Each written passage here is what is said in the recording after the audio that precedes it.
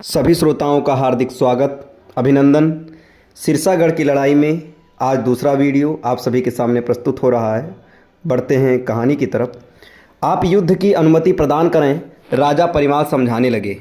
तुम महोबे के राजकुमार हो, शांति से अपने राज्य में मौज करो, सिरसा की इच्छा ही मत करो। दिल्ली पति पृथ्वीराज से शत्रुता करना हमें भारी पड़ सकता है। बैठे बिठाए हम मुसीबत मोल क्यों लें। मलखान की समझ में कोई उपदेश नहीं आया। उसकी तो एक ही रट थी कि हमारे जवान होते हुए हमारे हिस्से पर कोई और राज क्यों करे। ये हमारी शान के विरुद्ध है। अतः वह तो युद्ध की अनुमति के अतिरिक्त कुछ और सुनना ही नहीं चाहता। मलखान बोला, मैं खुद आग में कूदना चाहता हूँ। मैं स्वयं मृत्यु का स्वाद लेना चाहता हूँ। आपने मुझे पाला है, प्यार दिया है, अतः आपकी अनुमति चाहता हूँ।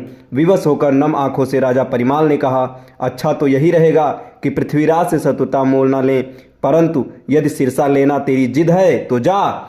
मैं तुझे आशीर्वाद देता हूँ, तेरी विजय की कामना करता हूँ। मलखान ने राजा के चरण स्पर्श किए और तुरंत दरबार से चल पड़े। उसमें एक अदम्य उत्साह था। वह रानी मल्हना के पास भी आशीर्वाद लेने गया। माता मल्हना ने उसे पुचकारा, छाती से लगाया और विजय के लिए आशीष दिया, परंतु अकेले जाते देख उनकी आंखों में आंसू थे। अंत में वह माता तिलका के पास गया, उनसे भी गले मिला, चरण स्पर्श किए और चल पड़ा। तब तक और सैकड़ों साथी पहुंच गए। मलखान ने उन्हें लौट जाने को कहा, परंतु वे सब साथ चल दिए। बोले, साथ खेले, साथ खाना खाया, साथ पढ़े और साथ युद्ध कला सीखी, तो अब साथ जीना मरना है। हम तुम्हारा साथ नहीं छोड़ सकते। मलखान अपने साथियों के साथ सिरसा की ओर चल पड़ा। घने जंगल पार करके जब सिरसा 3 कोस रह गया तो उन्होंने काफिला रोक दिया।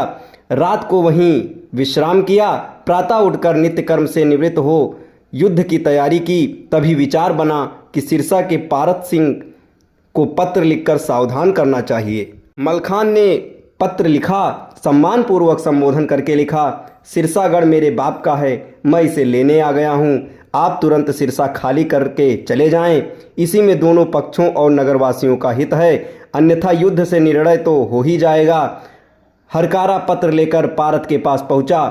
पत्र पढ़कर पारत क्रोधित हो गया। इसी समय सेनापति को युद्ध के लिए तैयारी का आदेश कर दिया गया।